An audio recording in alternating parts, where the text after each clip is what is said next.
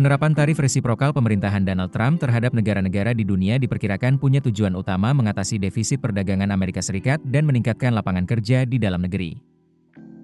Defisit perdagangan dianggap sebagai masalah yang menjadi duduk perkara rendahnya penciptaan lapangan kerja di AS. Namun, tujuan lain dari penerapan tarif resiprokal ini ditengarai berkaitan juga dengan surat utang pemerintah AS atau US Treasury. Pemerintahan Trump ingin menekan yield US Treasury untuk mengurangi ongkos pembiayaan utang AS yang akan jatuh tempo besar-besaran pada tahun 2025 hingga 2028. Merujuk laporan bulanan utang AS yang dirilis The Bureau of the Fiscal Service, per Maret 2025, nilai outstanding utang jatuh tempo AS pada 2025 hingga 2028 mencapai 16,8 triliun US dollar. Penyumbang terbesar utang tersebut adalah Treasury Bills yang jatuh tempo tahun 2025 hingga 2026 sebesar 6,12 triliun US dollar, dan Treasury Notes yang jatuh tempo pada 2025 hingga 2028 sebesar 9,1 triliun US dollar.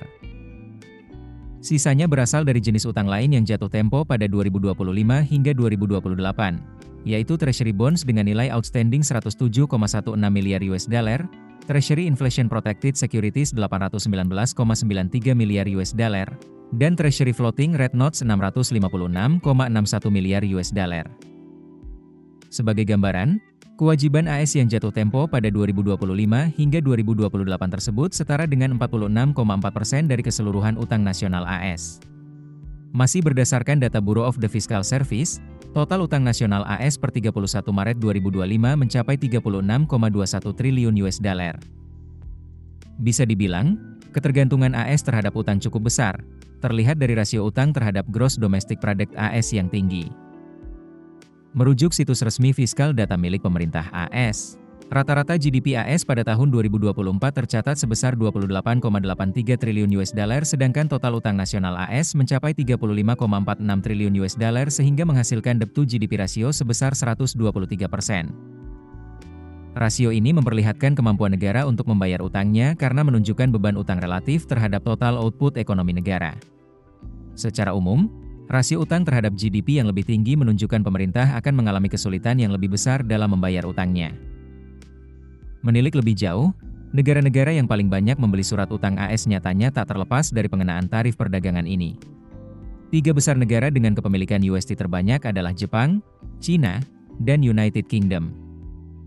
Per Januari 2025, kepemilikan USD oleh Jepang tercatat sebesar 1,08 triliun US dollar, disusul China di posisi kedua sebesar 760,8 miliar US dollar, lalu United Kingdom 740,2 miliar US dollar.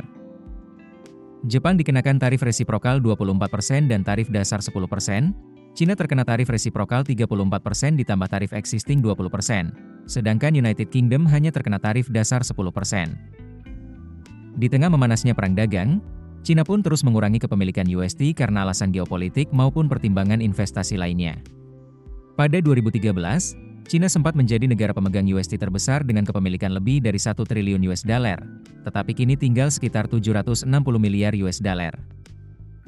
Penurunan kepemilikan itu terjadi karena China menggunakan uangnya untuk berbagai proyek. Jepang juga sempat mengurangi kepemilikan USD karena pertimbangan pasar, yakni yield domestik yang sudah mulai kembali menarik.